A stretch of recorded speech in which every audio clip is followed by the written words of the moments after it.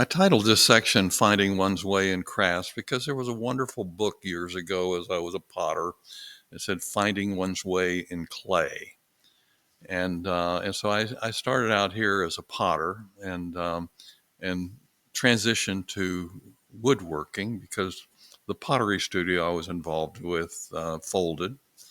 And it was at the old Red Schoolhouse, which was a wonderful place. But in any case, I gathered a few tools and I launched my career as a wood craftsman. I had some prior experience in woodworking as a child. My father bought an old shopsmith for me as when I was 14 years old, and I'm not going to go into a long explanation what a shopsmith is, but it's kind of a comprehensive woodworking tool that kind of collector's items now. And my shopsmith I still have, and it and I are the same age. We're both 1948 models. And so I found that there were a lot of potters working here in town, and there are not many woodworkers, and so that seemed to work. And I found some business to do, and particularly in making small boxes, but also making display cabinets and entry doors, some of which are still on the fronts of buildings downtown. Um, there's a number of shops that have my display cabinets. And so I was just kind of like a small town woodworker. And there's always this discussion whether woodworking is actually an art or is it a craft or it is a whatever, and it's just everything, I mean, it's really just kind of best to forget all the discussion about it and just go ahead and do what you love to do, which is what I did.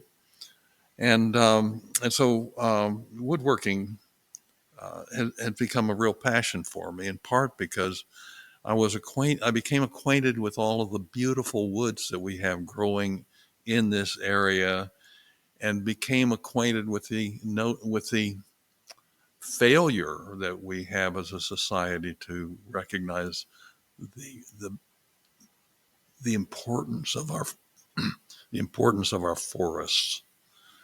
We think of them, there's green and there's not so green, and then the leaves fall and then the leaves come back. But the recognition of the various trees and their importance in the ecosystem are not regarded. And it's so important that we recognize the value of our trees. So I became interested in using our native trees and making small boxes, and I would sign on the bottoms what the woods were in it when I would do inlay, so that people could look at it and they could say, "Oh, this is sassafras. This is honey locust. This is black locust. This is and to learn not only the trees that are commonly known like walnut and cherry, but to look at the other diverse woods that we have here."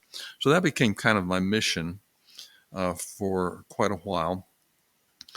But what really got me interested in woodworking in the first place and in crafts in the first place was that when I was in college, I was high school and college, I was restoring a 1930 Model A Ford under the guidance of a friend.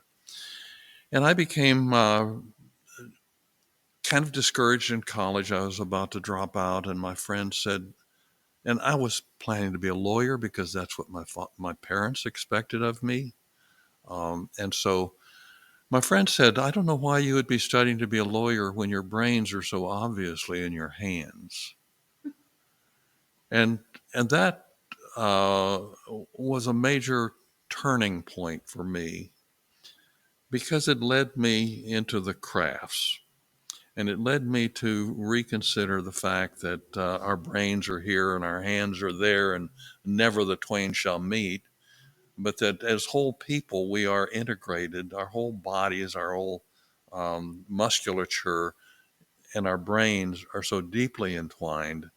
And to think of them as separate and to make a divide between the white collar and the blue collar and all of this stuff that we have going in our society, even to this day, and for kids to come into school and say, well, this is where my hands-on stops because now I must do all of this academic stuff, and so it became clear to me that as I was examining my own life and the integration between my own hands and my own brain, that this wasn't just true for me, but that it was true for others as well. And so that led me to teach and to write and to start a woodworking program at Clear Spring School that was called the Wisdom of the